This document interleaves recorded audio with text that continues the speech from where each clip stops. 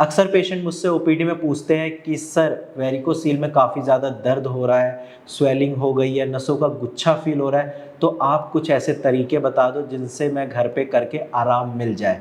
तो नमस्कार, मैं डॉक्टर हिमांशु पराशर। आज इस वीडियो में आपको बताऊंगा कि अगर आपके अंडकोश में दर्द हो रहा है या नसों का गुच्छा फील हो रहा है तो आप घर पे ऐसा क्या कर सकते हैं जिससे आपको आराम मिल जाए। लेकिन ध्यान रखना, ये आराम कुछ टाइम के लिए होगा। वेरिकोसील की प्रॉब्लम को ठीक करने के लिए आपको मेडिसिन्स लेनी पड़ेगी, क्योंकि अगर आप एलोपैथी में जाते हो तो वहाँ डॉक्टर सर्जरी एडवाइस करते हैं। अगर आप सर्जरी से बचना चाहते हो तो आप होम्योपैथिक मेडिसिन्स लेकर इस बीमारी को ठीक कर सकते हैं। तो चलिए वीडियो को स्टार्ट करते हैं। अब देखो, वेरिकोसील की प्रॉब्लम होती क्या है। वेरिकोसील में अक्सर पेशेंट के ब्लड कलेक्ट हो जाता है और ब्लड सही से टेस्टिकल तक फ्लो नहीं करता। इसीलिए जब भी आप अपने अंडकोश के ऊपर वाले पार्ट को टच करते होगे तो वहाँ पे गुच्छा जैसा फील होता होगा। ये तो हो गई बात वेरिकोसील की। अब वेरिकोसील के जो दो मेन सिम्टम है वो है दर्द और नसों का गुच्छा। पेशेंट अक्सर मुझसे ओपीडी में बोलते हैं, सर मेरा दर्द ठीक कर दो, मुझे और कुछ नहीं चाहिए, वेरिकोसील ज़िंदगी भर मैं झेल लूँगा लेकिन दर्द में आराम चाहिए। क्योंकि दर्द इतना ज़्यादा होता है, पेशेंट कोई काम ढंग से नहीं कर पाते, उनका फोकस नहीं बन पाता और इसीलिए वो बहुत ज़्यादा परेशान होते हैं। तो दर्द कम करने के लिए सबसे पहले आपको सपोर्टर पहन कर रखना है। सपोर्टर आपको पूरे टाइम पहनना है, सिर्फ रात में सोते टाइम उतार सकते हैं।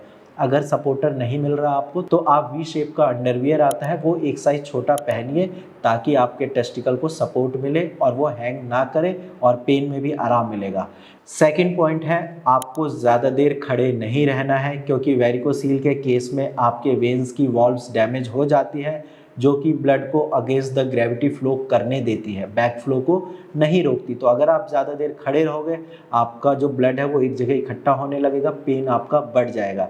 इसके अलावा आपको कोई भी भारी सामान नहीं उठाना है, क्योंकि जब भारी सामान आप उठाओगे तो आपका सारा प्रेशर लोअर एब्डोमेन पे पड़ता है और वो फिर रेडिएट आपके टेस्टिकल तक करता है, वहाँ पे भी आपका पेन बढ़ जाएगा।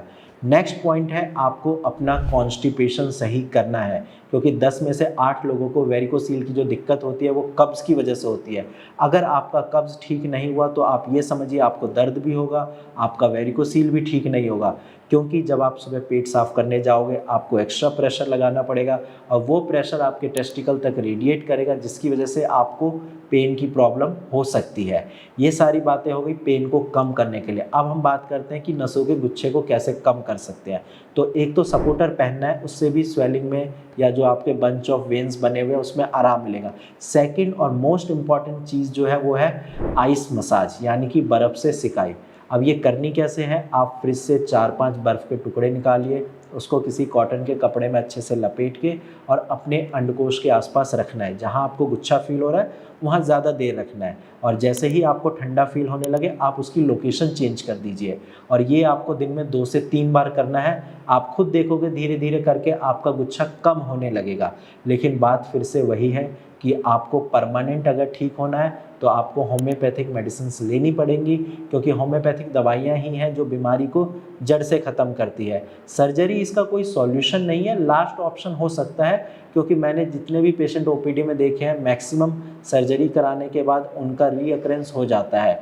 अगर आपने वेरिकोसील की सर्जरी कराई कुछ टाइम बाद चांसेस है कि दोबारा हो सकती है। तो इसीलिए आप देख लीजिए आपको परमानेंट ट्रीटमेंट चाहिए या सर्जरी करानी है। बाकी आज की वीडियो में इतना ही।